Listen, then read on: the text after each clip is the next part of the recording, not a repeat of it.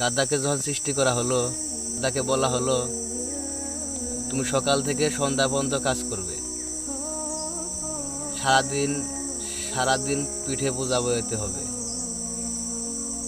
খেতে পারবে শুধু গাছপালা,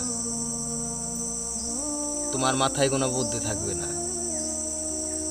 আর তোমার আয়ু দেওয়া হবে 50 বছর। এটা শুনে গাধা বলল, হে প্রভু, আমাকে 50 বছর না দিয়ে আমাকে 20 বছর আয়ু দিন, আমি এত বছর বাঁচতে চাই না। তার এই কথা শুনে আল্লাহ তাআলা কথা মঞ্জুর করলেন। যখন যখন কুকুরকে সৃষ্টি করা হলো, যখন কুকুরকে বলা হলো তুমি হবে মানুষের সবচাইতে কাছের এক বন্ধু, আর তোমার খাবার হবে মানুষের জুটা খাবার, আর তোমার আয়ু হবে 30 বছর।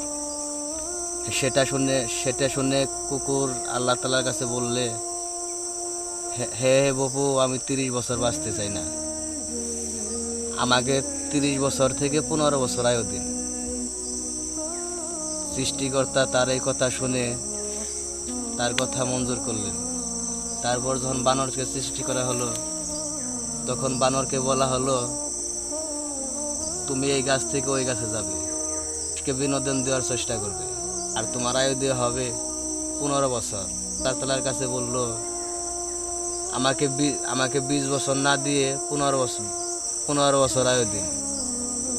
সেটাও বানরের কথা আল্লাহ তাআলা মঞ্জুর করলেন।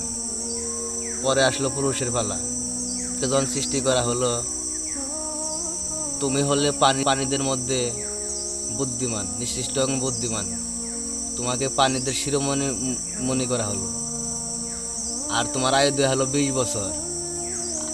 আর এটা শুনে সৃষ্টিকর্তার কাছে হাত পেতে দোয়া করতে থাকলো, হে প্রভু, 20 বছর আয়ু একবারে কম হয়ে যায়, আমি আরো বেশি বাঁচতে চাই, আপনি বরং তো গাদায় যে 30 বছর আয়ু ফিরে দিয়েছিল ওই আয়ুটা আমাকে দিয়ে দিন, পরে যে 30 বছরের মধ্যে 15 বছর আয়ু দিয়েছিল সেটাও আমাকে ফিরিয়ে দিন, আর বানর যে 20 বছর থেকে 10 বছর আয়ু ফিরে দিয়েছিল সে আয়ুটাও আমাকে দিয়ে দিন। সৃষ্টিকর্তা এই পুরুষের কথা শুনে মঞ্জুর করলেন।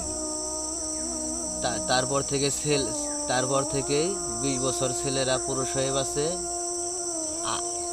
আর যে 30 বছর যে গাদার কাছে সে এনেছিল